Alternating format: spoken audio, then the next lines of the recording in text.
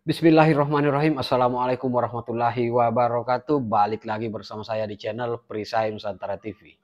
Nah, sahabat-sahabat sekalian, akhirnya yang kita tunggu-tunggu kini hadir kembali ke jagat maya, di mana janji yang pernah diungkapkan oleh Hasto Kristianto ketika ditetapkan sebagai tersangka oleh KPK, maka dia akan membongkar video-video skandal kasus korupsi pejabat tinggi negara dan juga penyalahgunaan kekuasaan yang dilakukan oleh pejabat-pejabat yang ada di Republik Indonesia ini.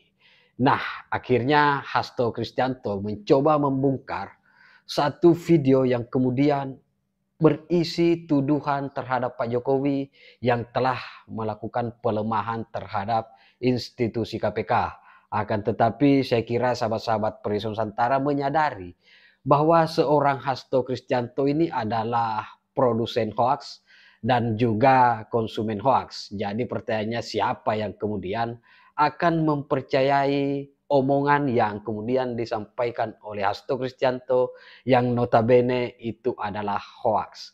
Nah, akibat dari apa yang kemudian dibongkar oleh Hasto Kristianto, kini Pak Jokowi menjawab dan merespon dengan tuntas terkait tuduhan yang dilontarkan oleh Hasto Kristianto atas tuduhan terhadap Pak Jokowi yang telah melakukan pelemahan terhadap institusi Komisi Pemberantasan Korupsi.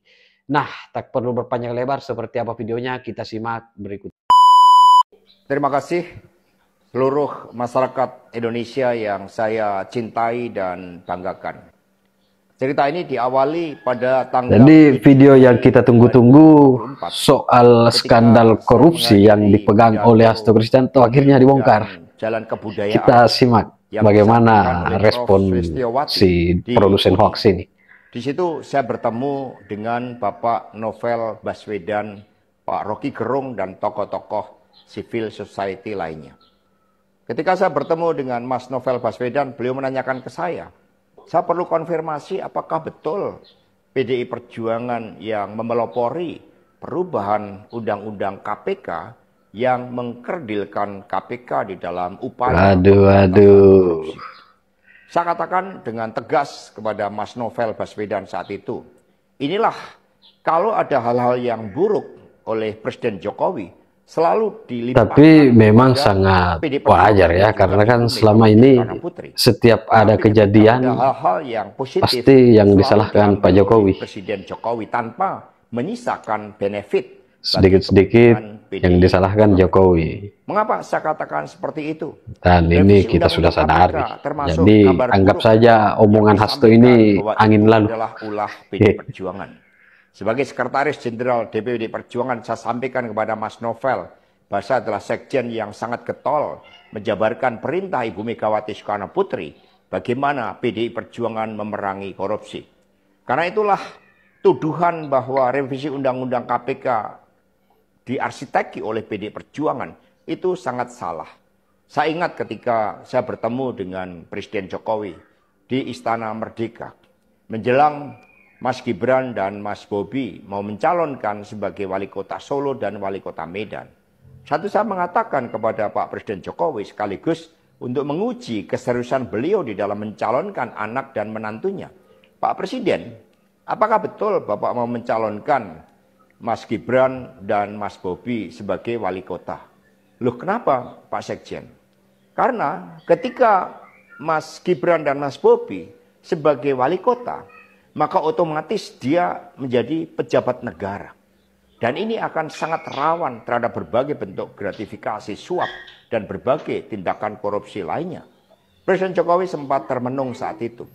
Dan kemudian dari situlah... Tapi sepertinya video Hasto ini dibuat setelah dia ditetapkan sebagai tersangka oleh KPK.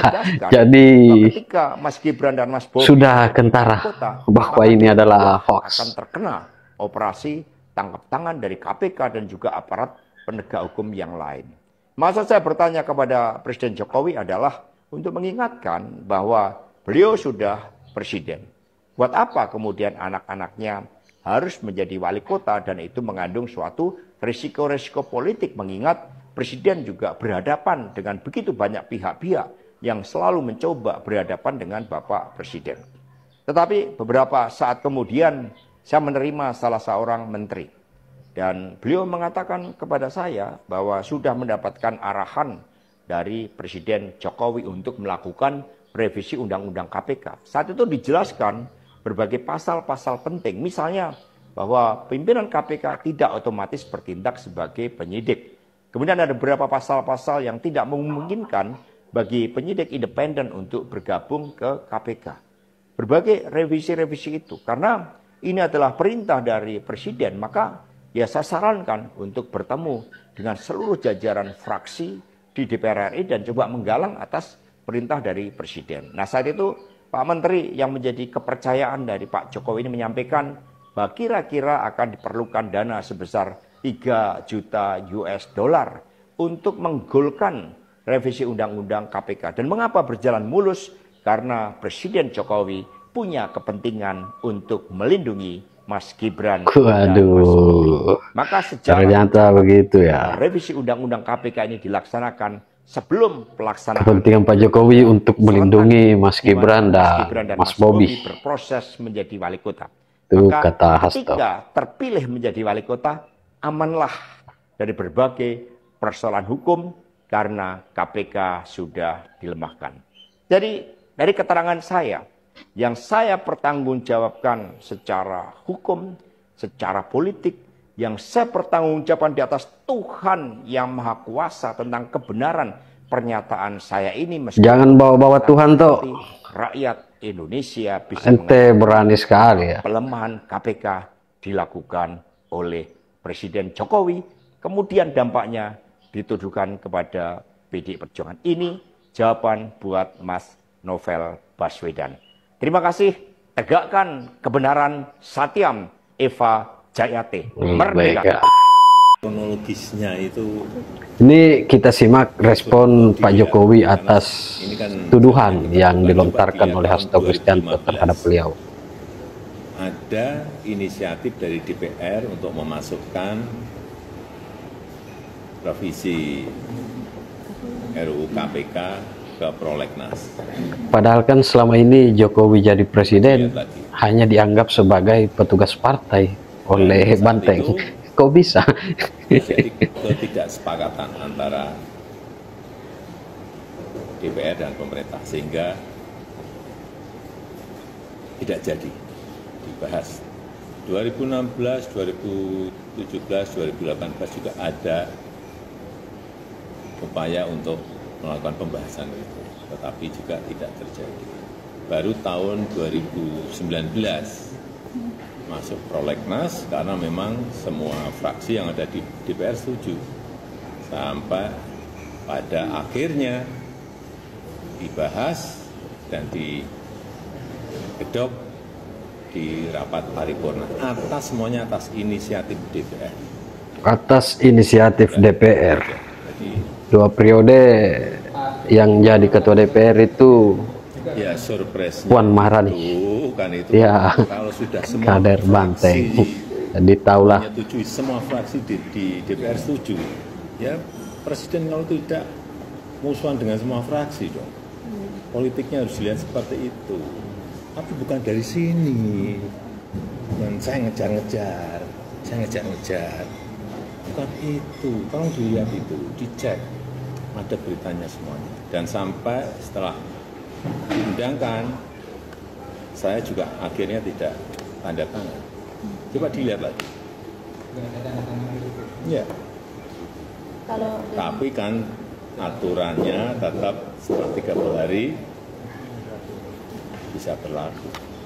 Gitu. Ya, itu aja. Untuk tudingan Pak Hasto, tanggapannya apa? Untuk tudingan Pak Hasto, tanggapannya seperti apa? Ya tadi. Jadi dengan UU tadi tidak ada niatan, kan dari Pak Hasto kan menyatakan bahwa UU tersebut itu karangan cerita, semua orang bisa membuat betul.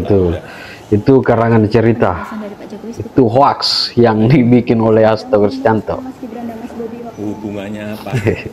Coba pakai logika dong kita itu. Pakai logika. Untuk apa? Masa udah menggolkan hal yang kecil pilihan wali kota, yang benar aja.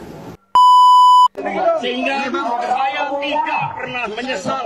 Saya akan terus berjuang dengan api semangat yang menyala-nyala.